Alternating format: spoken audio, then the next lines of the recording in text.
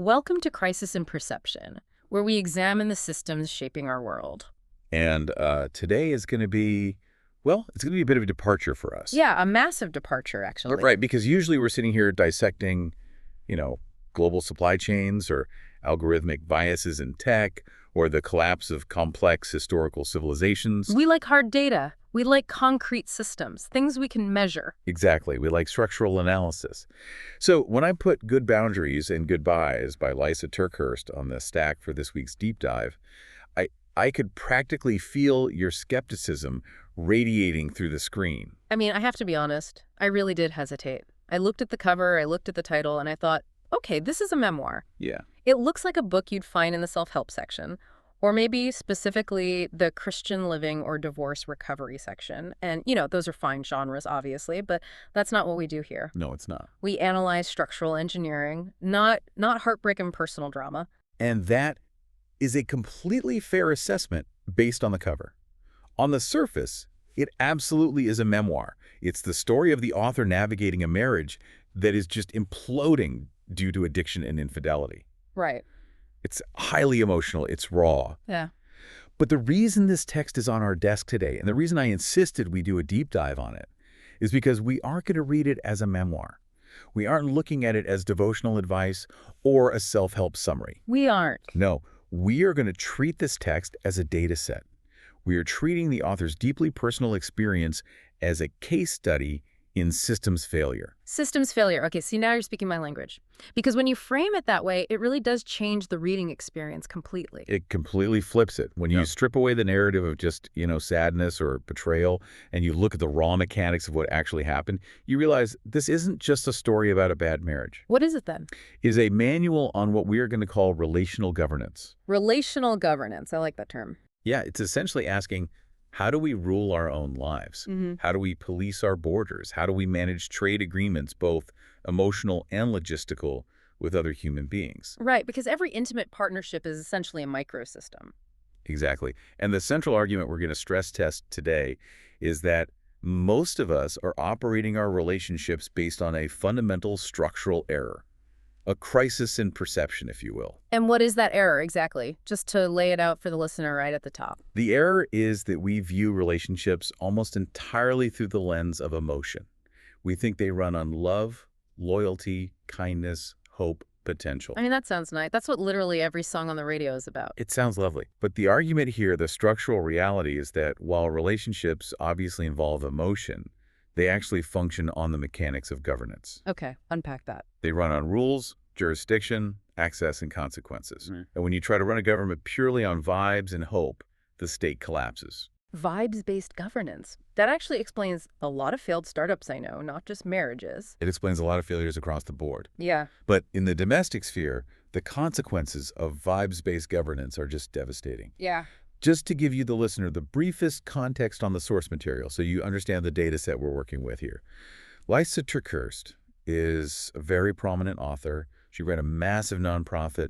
She was a major public figure in the religious world. Right, so she has a lot to lose. The stakes for her are incredibly high. Immense reputational capital at stake. Yeah.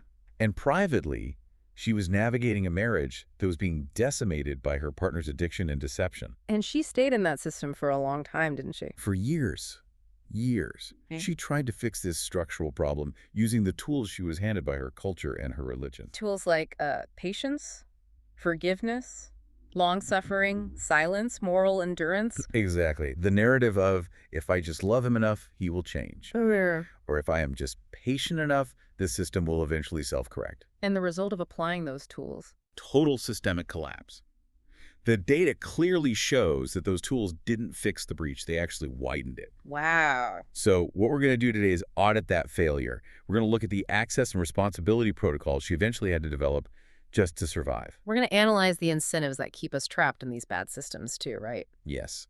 And we're going to debug the theology of enmeshment, the bad code that tells so many people that boundaries are somehow morally wrong. I am so ready to dive into this. Let's start with the core mechanics. If we are looking at this purely as an engineering problem, what is the primary equation? The primary equation, and if you take nothing else away from this hour, let it be this in it, is that access must equal responsibility. Access equals responsibility. It sounds simple, almost deceptively simple. It is highly deceptive because in practice, we constantly uncouple these two variables. Let's break them down. In this system, access is a variable.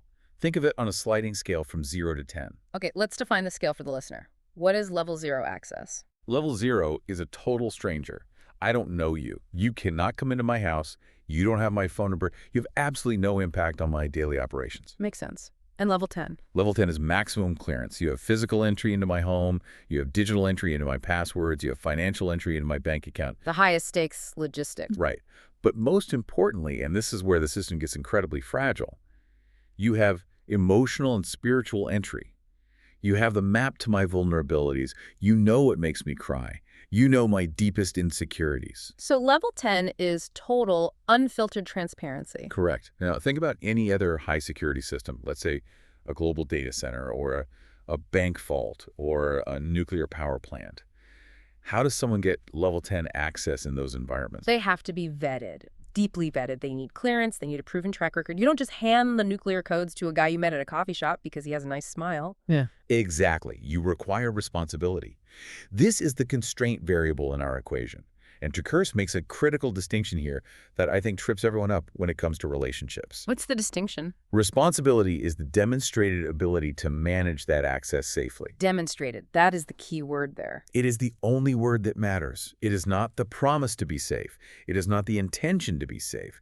It is the actual historical track record of safety. This is where we get into the system error, isn't it? Because I feel like in intimate partnerships, we accept the promise as a substitute for the data. We absolutely do. We grant level 10 access to someone with level 3 responsibility purely because of love, or emotional attachment, or religious obligation. Can we use a hypothetical? I know Lysa uses the analogy of a house key, which I thought was the perfect way to visualize this. It's brilliant. Okay, let's play this out. You have a house, you have a neighbor. Let's call him Dave. Okay, Dave. I'm picturing Dave. Describe him. Dave is a great guy. He's charming. He's funny.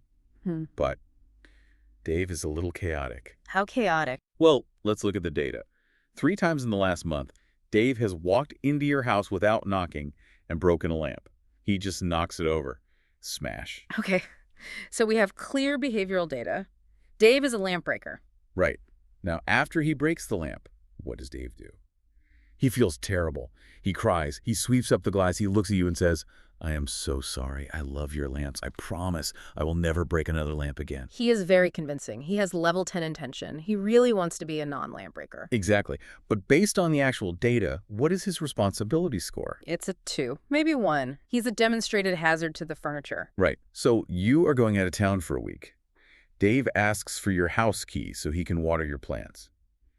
Do you give him the key? Logic says absolutely not. If I give him the key, I'm going to come home to a dark house because all the lights are smashed. Logic says no. But now let's add the relational layer to the system. Dave isn't just a neighbor. Dave is your brother. Or Dave is your spouse. And the culture whispers in your ear, but you love Dave. You can't lock Dave out. He's family. You have to forgive him. If you don't give him the key, you are being mean. You're holding a grudge about the lamps. You aren't being supportive. And that is the trap. We feel like if we restrict logistical access, we are withdrawing emotional love. That is the fundamental category error we all make. The source material argues that you can love someone deeply. You can want the absolute best for them. You can pray for them. You can wish them well, while simultaneously changing the locks because they keep destroying your property. Love is an attitude. Access is a logistical decision. Precisely. And this isn't just some modern pop psychology concept. The author goes back to ancient theological texts to validate this as a structural reality. She looks at the Garden of Eden. I found this part so fascinating because usually when you hear about the Garden of Eden, it's a moral story about sin or the apple or the snake, but she looks at it as a system architecture. It's a total governance audit. Think about the garden as an environment. Adam and Eve had maximum access. Level 10, they could go anywhere, eat anything, commune directly with the Creator. Except for one specific constraint. One tree. The system had one boundary, one rule for maintaining access. Do not eat from this tree. And what happened? They violated the boundary. They demonstrated a lack of responsibility regarding the single restriction they were given. And what was the system's immediate response? Expulsion. Restriction of access. They were removed from the garden. Now, typically in Sunday school, we view this purely as punishment. God was angry, so he kicked them out. But structurally, Lysa argues this was the protection of the sacred space. If you cannot follow the rules of the space, you cannot occupy the space. Exactly. She does the same analysis with the ancient temple, right? The Holy of Holies. Yes, let's talk about the temple. Mhm. For those who aren't familiar with ancient Jewish architecture, the temple wasn't just a big room you walked into. It was a series of concentric security zones. Like security zones at an international airport or a military base. Yeah. You had the outer courtyard, the holy place, and then the innermost sanctum, the Holy of Holies. Who had access to the Holy of Holies? Only the high priest, and only once a year. And the vetting requirements were intense. Beyond intense. Extreme purification rituals. Specific clothing protocols. If you walked in there casually, or if you were quote-unquote unclean, which means low responsibility, the text says you would die.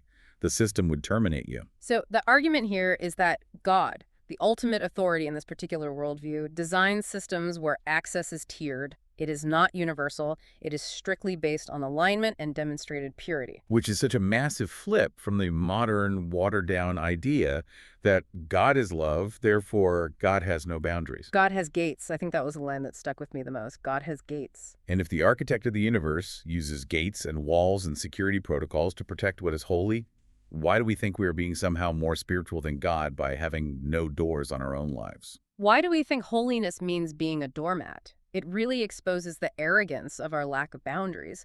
We think we can endure what God wouldn't even allow in his presence. It really does. But let's bring this down to earth for a second. We've talked about Adam and Eve and high priest, but what about just daily family life? Because there is a micro example in the book that I think explains this access responsibility dynamic perfectly without the theological weight. You're talking about the closet sharing. The closet sharing. It's so relatable. I related to this on a spiritual level. So Lysa has adult daughters. They are a close-knit family, and they have this level 10 sharing policy for clothes. My closet is your closet. Which is great, in theory. It's communal, it's loving, it's what families do. Until the friction starts. Clothes start coming back damaged, or they don't come back at all. Silk blouses end up with stains. Expensive sweaters get stretched out. So in systems terms, Right. the users, the daughters, were demonstrating low responsibility with the asset, the clothes. Right. Now, the old Lysa, the one operating on the old vibes-based system, would have just gotten mad. She would have stewed in quiet resentment. She would have yelled, "Why don't you respect my stuff?" But she would have left the closet door wide open. Because closing the door feels like saying, "I don't love you." Exactly. But she implements a governance change instead. She realizes, I am resenting my daughters because of a sweater. The lack of boundaries is actually eroding the relationship. So she implements a text-to-borrow policy. It's literally a permit system. It is. If you want the item, you have to text me. You have to send a picture of it. Yeah. And you have to state exactly when it is coming back. And why is that a brilliant systems intervention? Because it forces the responsibility level up to meet the access level. If you are too lazy to send the text, you don't get the sweater. If you can't handle the admin, you don't get the privilege. It realigns the variables. Access equals responsibility. And notice the key thing here. She didn't ban them from the closet forever. She didn't call them terrible children. She just added a necessary layer of friction to ensure the responsibility matched the privilege. And the outcome was that the relationship actually improved. Because she stopped being silently angry about her ruined clothes. Boundaries preserve the relationship. That is the massive takeaway here. Yeah. We are conditioned to think boundaries are walls that keep people apart. But structurally, they are the rules that allow people to interact safely. Okay, so if the design is this mathematically clear access must equal responsibility, why is it so incredibly hard to do? Why do we feel so guilty when we ask for the house key back? This brings us right into our next phase of analysis, incentives. Why do dysfunctional systems persist even when they are hurting us? We have to talk about the distortion of virtue, especially for women, and especially for women in religious or highly traditional communities. There is a massive incentive structure that rewards having zero boundaries. Absolutely. The system is rigged to praise you for how much pain you can endure silently. If you are a quote-unquote good wife or a good mother or just a good person, the operational definition of that goodness is often infinite patience with bad behavior. It's the long-suffering Olympics. It really is. Yeah. If you set a boundary, if you say, no, you cannot speak to me like that, or no, you cannot drain our joint bank account, you are instantly labeled. You are unforgiving. You are cold. You are bitter. Lysa calls this the confusion between unconditional love and unconditional access. We touched on this, but we need to drive it deep. Unconditional love is a posture of the heart. It means I wish you no harm. I hope you heal.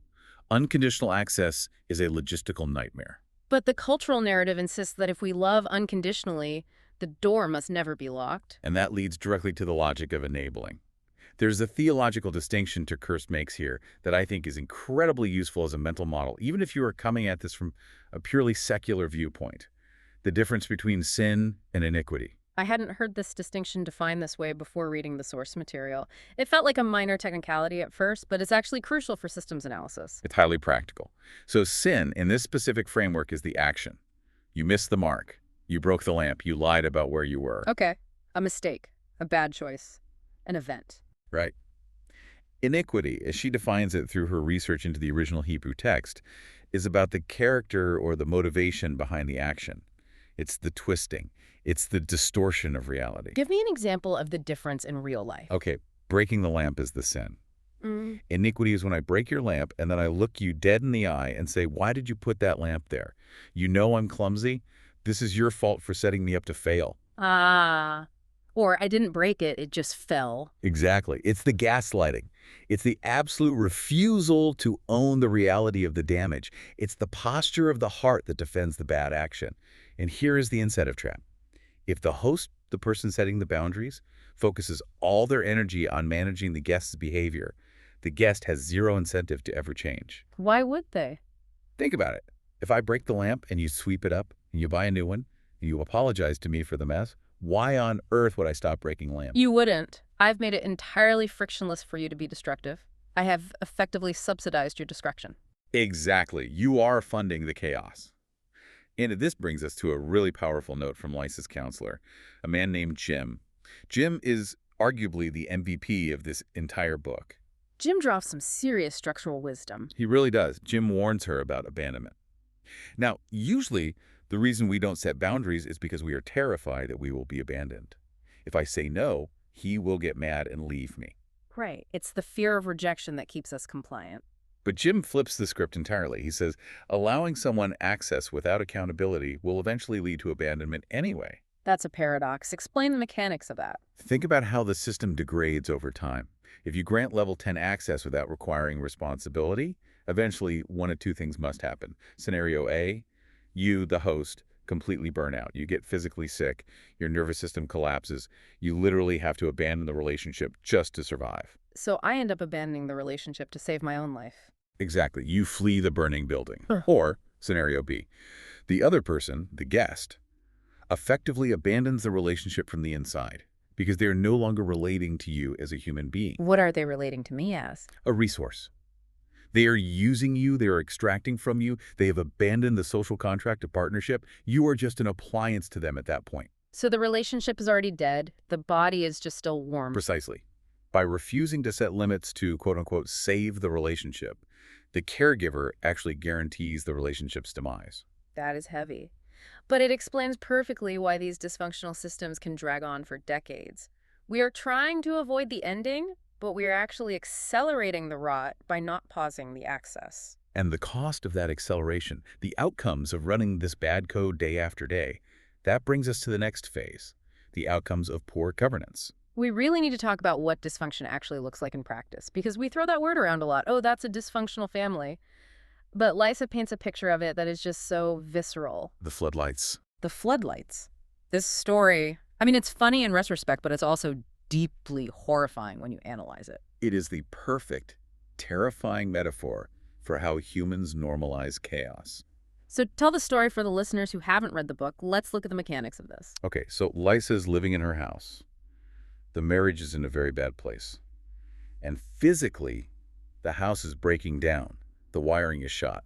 And for some bizarre reason, the way the electrical circuits are crossed, to get hot water to flow into her shower, she has to go outside, out the back door into the yard, and manually flip on the exterior floodlights. It's completely absurd. You want to take a morning shower, so you have to go illuminate the backyard. It makes no sense. Yeah. But she does it. Day after day. Oh, gotta take a shower. Let me run outside in the cold, flip the switch, run back in, get in the shower. It just becomes her routine. And then her sister comes over to visit. Right. Her sister staying over. Lysa casually explains the shower procedure to her. And her sister looks at her like she has three heads. She says, Lysa, this is insane. Call an electrician. And Lysa's internal monologue right there is the key to the whole system. What does she think to herself? She thinks, well, I know I could call an electrician, but I don't want to be a bother, and it costs money, and honestly, I'm kind of proud of my scrappy workaround. Scrappy workaround? That right there is the language of dysfunction. It is the anthem of the enabler. We build these elaborate, exhausting workarounds to accommodate the broken piece of the system, rather than fixing the root cause. We do this all the time. Oh, Dad's drinking again, so we'll just turn up the TV volume so the kids don't hear him yelling. Or, my partner is in one of his moods, so I'll just quietly cancel my plans with my friends so I don't trigger an argument. We normalize the abnormal. We completely stop noticing that we are standing in the backyard flipping floodlights just to get our basic fundamental needs met. And the cost of doing that isn't just inconvenience, it's physical. The body keeps the score. Lysa details the immense physical toll this constant accommodation took on her, the chronic stress, a major cancer scare. Because your nervous system is constantly firing. Exactly. When you are living in a state of constant hypervigilance, always checking the mood, always managing the chaos, always walking on eggshells, your body is flooded with cortisol. You are structurally eroding your own physical infrastructure. And there's the psychological erosion, too. This massive who am I crisis. Yeah. Identity erosion. When your identity is totally fused with the dysfunction of another person, you lose your own borders. She calls this the scarlet letter effect. You start wearing their choices as your identity. If they cheat on me, I must not be enough. If they lie to me, I must not be worth the truth. Exactly. You internalize their lack of responsibility as your lack of worth. And then when you finally hit your breaking point, when you finally try to stand up and say, I am calling the electrician or I am changing the locks, the system violently fights back. This is the gaslighting phase. It is the immune response of a toxic system. Lysa mentions this explicitly, and it's a pattern in almost all relational systems analysis. When you finally set a boundary, the manipulator will almost always claim that you are the one being controlling. You're not being very Christian. You're being selfish. I thought you loved me. You've changed. Jim, the counselor, has the definitive quote on this dynamic. He says, a manipulative person has never met a boundary they liked. It's so true. It's painfully true. Of course they don't like it. You just closed the open bar. You just took back the keys to the kingdom. You stopped the free ride. They are absolutely going to protest. They are going to attack your character to get the access back. And if your identity is weak, if you don't have a strong sense of self-governance, that attack will work. You will fold and give the key back. You will fold every time. So how do we stop folding? Because this is the hardest part. You know the boundary is logically right, but you feel morally wrong enforcing it. To stop folding, we have to debug the code. We have to look at the persistence of the problem. Why does the guilt stay? This brings us to the theology of enmeshment. This was the part of the deep dive where I really felt we needed to slow down and unpack things, because even if you aren't religious, even if you've never stepped foot in a church, these ideas, these lines of cultural code, they permeate our entire society. They are in the movies we watch, they're in the romance novels we read. They absolutely are. These are deep cultural scripts that program us to accept abuse and reframe it as virtue. Lysa identifies specific ancient texts and Bible verses that are frequently weaponized to prevent system correction. Let's decode them. Let's look at code 1, John 15.33. Greater love has no one than this, to lay down one's life for one's friends. Okay, very high stakes. The argument used against the boundary setter is, if you really love your spouse, you should die to your own needs for them. You should destroy yourself to keep them happy. That is the ultimate virtue of love. It sounds noble. It sounds heroic, honestly. But it is a severe misinterpretation. It is a virus in the system. The correction Lysa offers is crucial. The figure of Jesus laid down his life for a holy purpose. He did it to save people, to offer redemption. He did not die to enable people to keep sinning comfortably. Right. He didn't say, I'll die so you can keep robbing banks and feel zero guilt about it. Exactly. She writes this incredible line, you can be a resource, but not the source of someone's life. If your sacrifice is just fueling their dysfunction, it's not holy, it's helpful to the enemy. It is subsidizing the addiction, not healing the addict. That is a massive distinction. Sacrifice must have a redemptive purpose, otherwise it's just waste, it's just self-harm. Correct. Now let's look at code 2, 1 Corinthians 13. Love keeps no record of wrongs. Oh, the amnesia doctrine. I have heard this used in arguments so many times. You can't bring up the fact that I drained the bank account last year because you forgave me. Love keeps no record. You have to forget it. Think about that purely as a security protocol. If your home security system was intentionally designed to keep no record of past intrusions, what happens? You get hacked every single day. You have no data to predict future threats. Lysa argues that the original text refers to not counting up offenses for the sake of revenge. It's about letting go of resentment. You don't keep a scorecard so you can punish them later. So I release the desire to key your car. Yes, that is forgiveness. hmm But that is very, very different from deleting the data of impact. The data of impact. If you hit me with your car yesterday, I can fully forgive you. I can decide not to sue you. I can decide I don't harbor hatred toward you in my heart. But, and this is the vital part, I'm not getting in the passenger seat of your car today. Because the data of impact shows you are a dangerous driver. Exactly. Forgiveness deals with the past. Trust and access deal with the future. You can forgive someone completely, 100%, and still grant them zero access moving forward. That is not a contradiction. That is structural wisdom. That distinction that forgiveness is past and access is future is an absolute game changer. It untangles so much guilt. Okay, code 3, Galatians 6.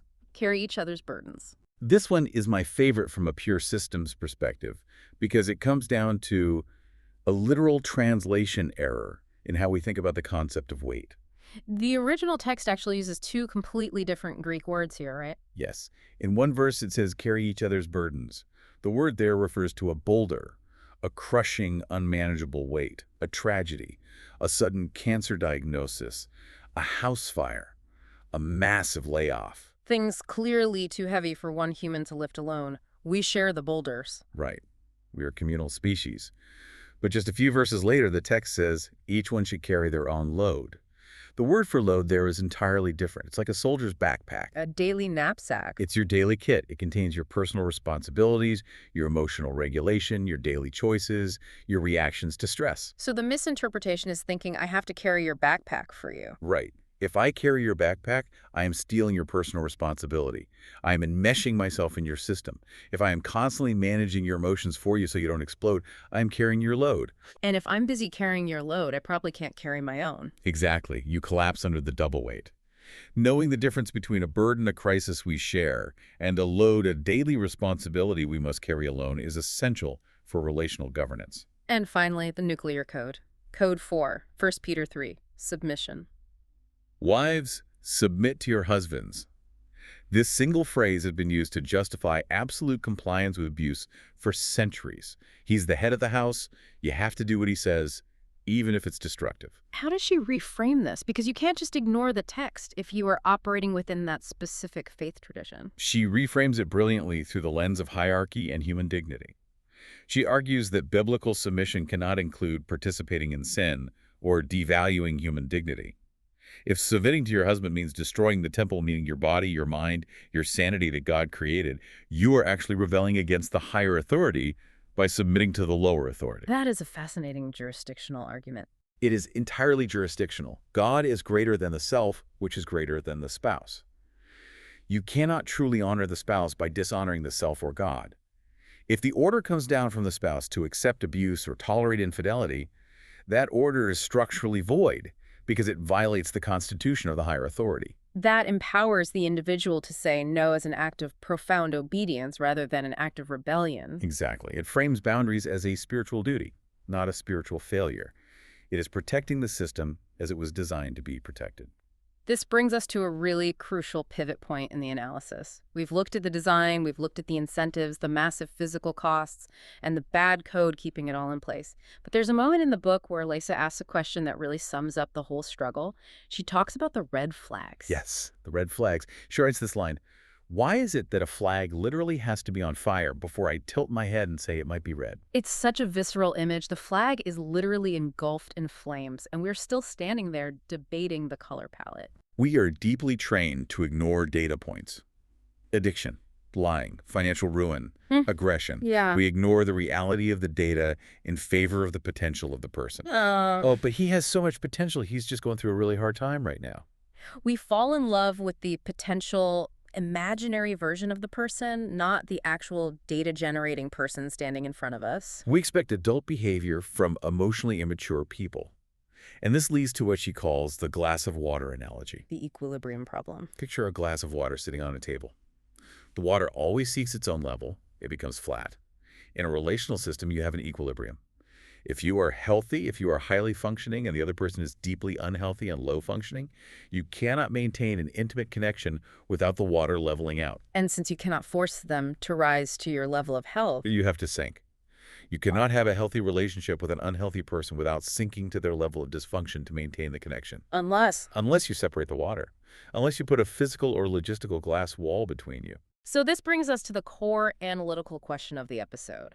We've looked at all the mechanics, we've looked at the failure points. What is the crisis in perception here? The true crisis in perception is this. We perceive boundaries as walls that keep love out. We think they are mean. We think they are cold. We think they signal the end of the relationship. But the structural reality is... The structural reality is that boundaries are the container that keeps love in. Think about the water again. If you don't have a cup, if you don't have boundaries, the water just spills all over the floor and disappears into the carpet. Without a container, the substance, the love, the trust, the safety entirely dissipates. It is lost. So boundaries actually create the very space where love can exist in the first place. Exactly. No cup, no drink, no boundaries, no relationship. You are just a puddle on the floor. And what about the help aspect? Because so many caregivers think they are helping by staying and enduring the abuse. That is the hidden structural layer. We perceive our passivity as virtue. I'm being a good martyr. I'm carrying my cross. But the system defines that passivity as active participation in dysfunction. We are co-conspirators. We are funding the rebellion against health. By not cutting off the supply lines, the access, we are funding the dysfunction. We think we are being kind, but structurally, we are being incredibly cruel because we are effectively paying them to destroy themselves. That is a massive reframe. We view the relationship as a democracy of feelings, where everyone gets a vote and we just want everyone to be happy all the time. But a relationship should be a republic of responsibilities. If the governance fails, if there is no accountability to the laws of the republic, the state collapses. A relationship without rules is not a grand romance, it's anarchy. And anarchy always ends in violence, whether that's emotional, financial, or physical. So Lysa's journey, and the journey she invites the reader into, is shifting the focus from trying to change the other person, which is impossible, to managing my own access. That is the ultimate shift from external control to self-control. I cannot make you stop drinking. I cannot make you stop lying to me. I cannot make you be kind. I can't control the weather. But you can close the window. You can control who gets a key to your house. You can control who gets access to your heart and your bank account. And sometimes, tragically, that means setting the ultimate boundary. The goodbye. And that's the really hard truth of the source material. Sometimes the only way to establish a boundary is to remove yourself completely from the system. But Lysa frames this goodbye not as a failure, but as a graduation. You are graduating from dysfunction. Goodbyes are sometimes the only structural way to preserve your own sanity and integrity. If the building is on fire and you cannot put it out, the most responsible thing to do is not to stand there and burn with it, is to walk out the door. And leaving doesn't mean you hate the building, it just means you choose life. Exactly. You choose life. You govern your own borders. This has been such a profoundly powerful deep dive. It really changes the way you look at every single interaction. It's not about being unloving, it's about being the architect of your own life. It's about building a solid structure where love can actually survive instead of maintaining a ruin where love goes to die. Crisis in Perception examines how systems shape belief and how better tools help us see clearly. This project is free and publicly accessible. If you'd like to support the time, tools, and research behind Crisis in Perception, you can become a supporter on Patreon. For a shorter visual overview of this topic, see the mini explainer linked in the description. If you enjoy this kind of systems-level analysis, please like, subscribe, and comment with books or topics you'd like us to explore next.